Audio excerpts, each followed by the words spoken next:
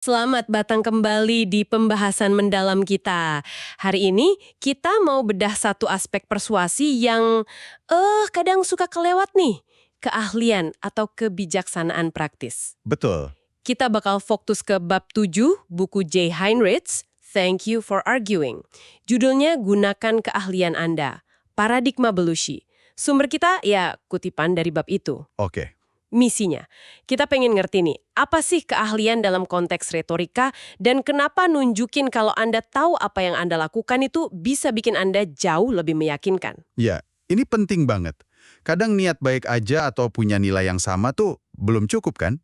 Kelihatan kompeten itu juga krusial. Nah, contoh utamanya di bab ini kan paradigma Belushi ya, dari film Animal House.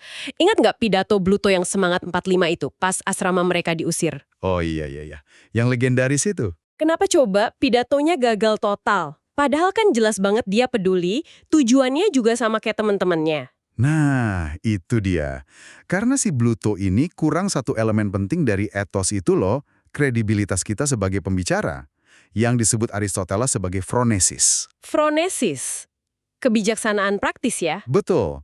Jadi audiens tuh harus percaya Anda bukan cuma punya niat baik atau kelihatan peduli, tapi juga punya skillnya, gitu. Tahu cara nyelesain masalahnya. Bluto semangatnya ada, tapi rencananya nol. Dia nggak nunjukin phronesis sama sekali. Oke, itu poin penting banget soal kegagalan Blushi.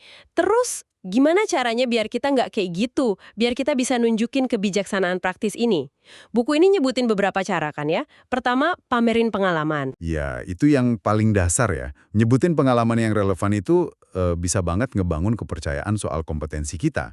Tapi ada juga taktik yang lebih menarik, kayak melanggar aturan.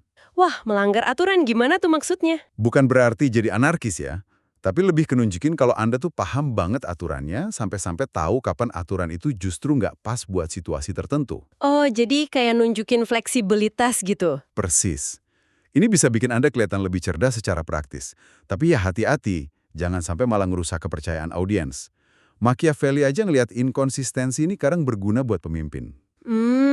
Menarik banget, tapi emang ada risikonya kan ya. Batasnya di mana tuh antara kelihatan fleksibel sama, malah kelihatan nggak bisa dipegang omongannya? Nah, itu pertanyaan bagus. Kuncinya di timing sama relevansi. Anda langgar aturan itu tujuannya apa? Harus jelas buat kebaikan bersama atau mencapai tujuan yang lebih besar, bukan buat iseng atau untung sendiri. Harus ada logikanya gitu ya. Betul. Harus ada alasan kuat yang bisa diterima audiens.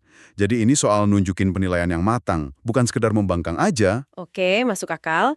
Terus ada lagi strategi tampaknya mengambil jalan tengah. Nah ini gimana nih? Ini soal framing, soal memingkai posisi Anda. Anda bikin gagasan Anda kelihatan sebagai pilihan yang paling moderat, paling masuk akal, dengan cara ngebandingin sama alternatif lain yang Anda gambarkan sebagai ekstrim. Oh, jadi kayak kita menempatkan diri di tengah gitu ya? Iya. Buku ini ngasih contoh soal pemilihan wakil presiden di Amerika. Kadang calon presiden milih wakil yang pandangannya lebih keras atau ekstrim di satu sisi. Supaya si capresnya kelihatan lebih moderat. Nah, itu dia. Jadi bisa menarik pemilih yang lebih luas. Contohnya disebutin tuh, Nixon sama Agnew, Clinton sama Gore, Bush sama Cheney, Obama sama Biden. Ini salah satu cara memposisikan diri sebagai pilihan tengah yang bijak. Jadi kebijaksanaan praktis ini campuran ya, dari nunjukin pengalaman, terus berani fleksibel sama aturan kalau memang perlu, dan juga pinter memposisikan diri sebagai pilihan yang paling waras di antara yang lain. Tepat sekali. Intinya bikin audiens mikir, nah orang ini nih ngerti situasinya, tahu mesti ngapain. Beda banget sama Bluto yang cuma modal teriak-teriak doang. Persis. Kebajikan, nilai-nilai yang sama, terus kepedulian, itu penting buat bangun hubungan. Tapi kebijaksanaan praktis ini yang bikin orang yakin Anda bisa mimpin, bisa nyelesain masalah. Orang cenderung ngikutin yang mereka percaya mampu ya, bukan cuma yang disukain aja. Betul. Ingat kan di film Animal House itu juga, yang akhirnya ngusulin rencana tindakan itu malah si Otter, karakter yang lebih cerdik. Walaupun rencananya disebut gerakan yang sia-sia dan bodoh ya, tapi setidaknya dia nunjukin ada rencana, ada phronesis, walau dibalut humor. Oke, jadi kesimpulannya nih buat Anda yang dengerin, kebijaksanaan praktis itu bukan cuma soal beneran paling pinter, tapi soal kelihatan kompeten dan mampu di situasi spesifik yang lagi dihadapi. Iya, ini soal persepsi audiens. Apakah mereka percaya Anda tahu apa yang harus dilakukan kalau situasi jadi genting? Hmm, Dan ini elemen persuasi yang sering kita lupain pas nilai orang lain. Coba deh perhatiin, pas Anda dengerin seseorang ngomong, selain mikirin setuju atau nggak sama nilainya, seberapa yakin Anda sama kemampuan praktis dia buat beneran ngelakuin sesuatu? Nah, ini pertanyaan terakhir buat Anda renungkan nih.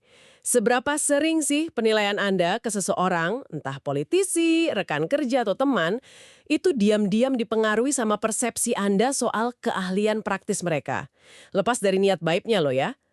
Dan gimana caranya Anda bisa secara etis ya dan efektif buat nunjukin pronesis Anda sendiri di argumen atau interaksi Anda selanjutnya? Menarik untuk dipikirkan. Sampai jumpa di pembahasan kita berikutnya.